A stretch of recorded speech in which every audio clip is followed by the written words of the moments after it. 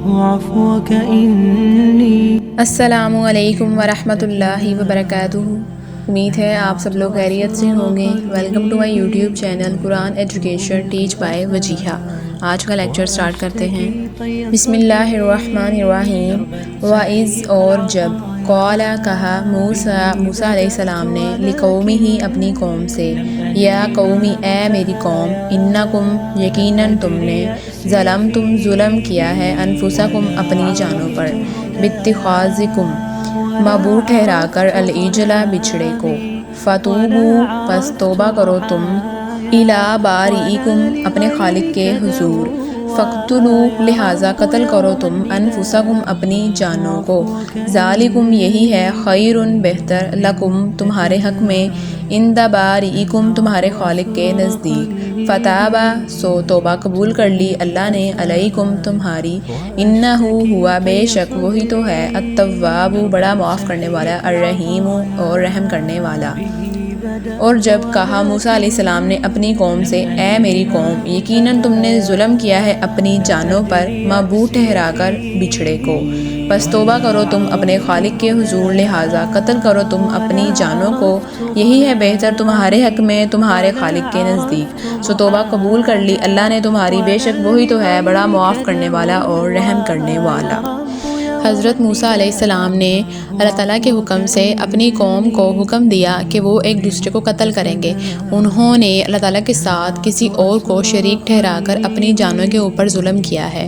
انسان جو بھی کچھ غلط کرتا ہے، اللہ تعالیٰ کے حکم کے خلاف کرتا ہے، وہ اللہ تعالیٰ کے ساتھ زیادتی نہیں کرتا بلکہ وہ اپنے ساتھ کرتا ہے۔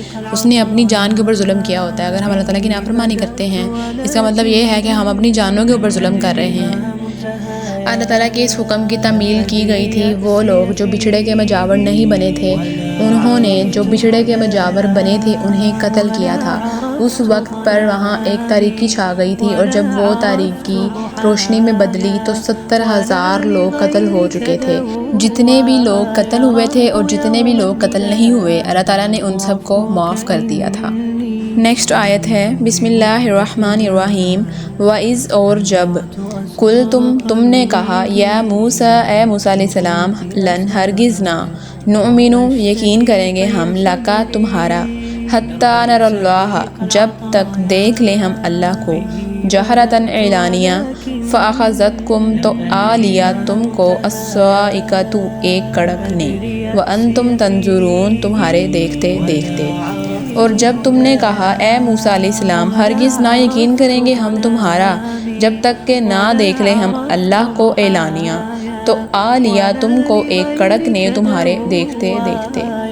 نیکسٹ ہے، ثم بعثناکم، ثم پھر، بعثناکم زندہ کیا ہم نے تم کو، من بعد موتکم تمہاری موت کے بعد، لعلکم تاکہ تم تشکرون شکر گزار بنو۔ پھر زندہ کیا ہم نے تم کو تمہاری موت کے بعد تاکہ تم شکر گزار بنو۔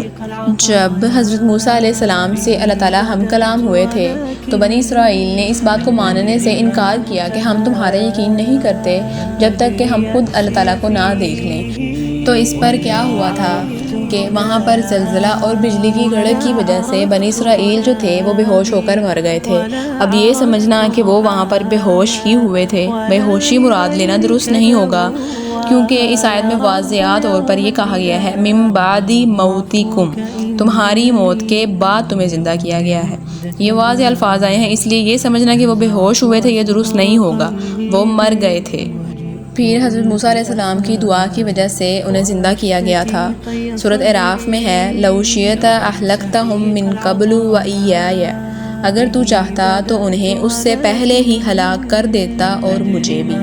اس سے معلوم ہوا کہ ایمان لانے سے پہلے یہ شرط رکھنا کہ پہلے میں اللہ تعالیٰ کو دیکھوں گا یا دیکھوں گی تو پھر ایمان لاؤں گی، یہ اللہ تعالیٰ کے ساتھ بہت بڑی گستاخی ہے۔ یہ تھا ہمارا آج کا لیکچر۔ اگر کوئی کوسچن ہو تو کمنٹ میں لازمی کریں۔ اس کے علاوہ اگر ویڈیو آپ کو اچھی لگی ہو تو اس کو لائک کریں، شیئر کریں اور سبسکرائب کریں میرے چینل کو۔ دعاؤں میں یاد رکھیں۔ السلام علیکم ورحمۃ اللہ وبرکاتہ۔